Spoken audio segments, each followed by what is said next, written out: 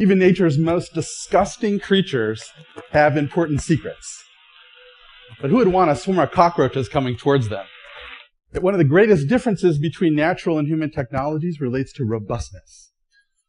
Robust systems are stable in complex and new environments. Remarkably, cockroaches can self-stabilize running over rough terrain. When we put a jetpack on them or give them a perturbation like an earthquake, we discovered that their wonderfully tuned legs allow them to self-stabilize without using any of their brain power. They can go over complex terrain like grass, no problem, and not get destabilized. We discovered a new behavior where, because of their shape, they actually roll automatically to their side to go through this artificial testbed of grass. Robust systems can perform multiple tasks with the same structure.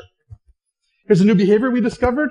The animals rapidly invert and disappear in less than 150 milliseconds. You never see them using the same structures that they use to run, their legs. They can run upside down very rapidly on rods, branches, and wires. And if you perturb one of those branches, they can do this. They can perform gymnastic maneuvers like no robot we have yet. And they have nearly unlimited maneuverability with that same structure and unprecedented access to a variety of different areas. They have wings for flying when they get warm, but they use those same wings to flip over if they get destabilized. Very effective. Robust systems are also fault-tolerant and fail-safe. This is the foot of a cockroach. It has spines and gluey pads and claws, but if you take off those feet, they can still go over rough terrain, like the bottom video that you see, without hardly slowing down. Extraordinary. They can run up mesh without their feet. Here's an animal using a normal alternating tripod, 3 legs, 3 legs, 3 legs. But in nature, the insects often have lost their legs. Here's one moving with 2 middle legs gone. You can even lose 3 legs and a tripod, and they adopt a new gait, a hopping gait. And I point out that all of these videos are slowed down 20 times. So they're actually really fast when you see this. Robust systems are also damage resistant. Here's an animal climbing up a wall. It looks like a rapid, smooth, vertical climb. But when you slow it down, you see something very different. Here's what they do. They intentionally have a head-on collision with the wall so they don't slow down and can transition up it in 75 milliseconds. And they can do this in part because they have extraordinary exoskeletons.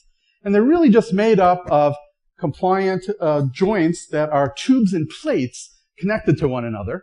Here's a dissection of the abdomen of a cockroach. You see these plates, and you see the compliant membrane. My engineering colleague at Berkeley designed with his students a novel manufacturing technique where you essentially origami the exoskeleton, you laser cut it, laminate it, and you fold it up into a robot. And you can do that now in less than 15 minutes. These robots, called a DASH for Dynamic Autonomous Sprawled Hexapod, are highly compliant robots. And they're remarkably robust as a result of these features. They're certainly incredibly damage resistant.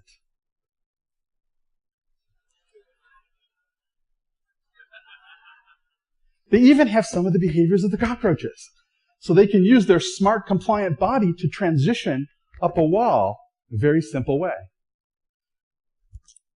They even have some of the beginnings of the rapid inversion behavior where they disappear. Now, we wanted to know why they could go anywhere. We discovered that they can go through 3-millimeter gaps, the height of 2 pennies, 2 stacked pennies. And when they do this, they can actually run through those confined spaces at high speeds, although you never see it. To understand it better, we did a CT scan of the exoskeleton and showed that they can compress their body by over 40%. We put them in a materials testing machine to look at the stress-strain analysis and showed that they can withstand forces 800 times their body weight, and after this, they can fly and run absolutely normally.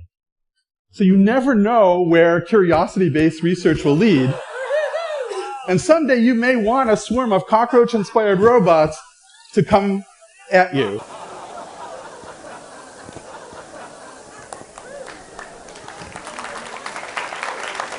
Thank you.